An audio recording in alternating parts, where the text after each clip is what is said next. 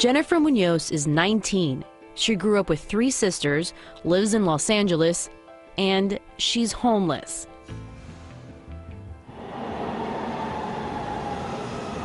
What's frustrating is I moved 29 times. I can't get a job. I have a high school diploma and I can't get a job. For the past 6 months, Jennifer has taken refuge at Covenant House, a homeless shelter for young adults in East Hollywood. She took shelter here last August. I was waiting here for a couple hours. It was very scary. I didn't know what was going to be behind the door. Like, I kept picturing just like a gym with like beds stacked on, like just stacked one after another. So yeah, but it's not what it turned out to be. That's my side, and everything from over there is my side. On a single night, over 600,000 Americans are estimated to be homeless, and young people are not immune. About 1 in 30 U.S. children are homeless. During the last school year, California had the highest number of homeless students in the U.S. Homelessness isn't limited to the streets. It has a hold wherever there might be somewhere to sleep. Jennifer lived from bed to bed, even in her friend's car, for years. Everything I have is right here. I came here because if I wouldn't have, then I probably wouldn't be getting any closer to where I want to be in my future.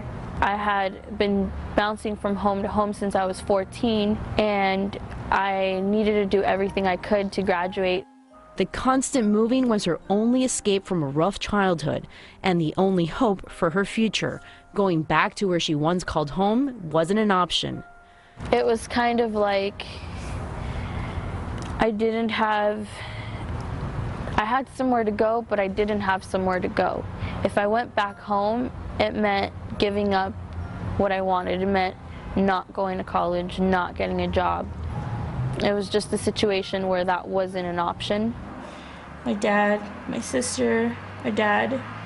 I stayed with my sister for 2 years. My dad, Chelsea.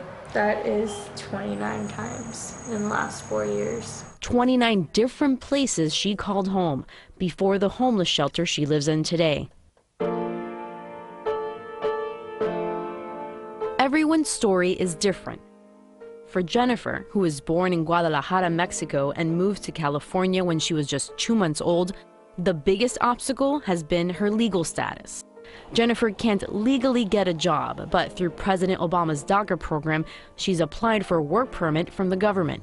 I'm about to go upstairs to go to my DACA appointment and sign the last pieces of paper to send it to Homeland Security. And then from there, I just have to wait 3 to 6 months to get my working permit. This is your application for a work permit? This is the first time you've ever applied for a work permit, right? Yeah. And then you came in 1995 through San Ysidro, California? Yeah. Okay. Okay. And if that's all true, what's your assignment to date? That just makes it one step closer to it being real. I'm happy, but I'm nervous as well.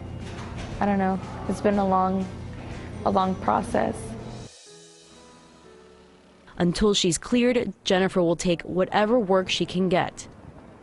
There's not a lot of things I could look for besides babysitting or dog sitting. It makes me really frustrated because not even just the fact that like some of my friends are getting jobs. Some of my friends have the ability to get a job and they're not going out there and getting a job and they're just sitting around.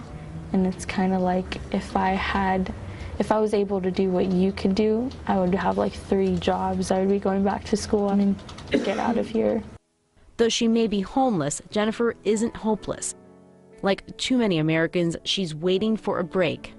There were some things that I was going through, and I was trying to do things that I wasn't ready for. Like I was basically trying to fly before I was running instead of walking. So that reminds me to take it one step at a time. In the meantime, Jennifer Munoz is focused on her future and finding a way to fulfill her dreams.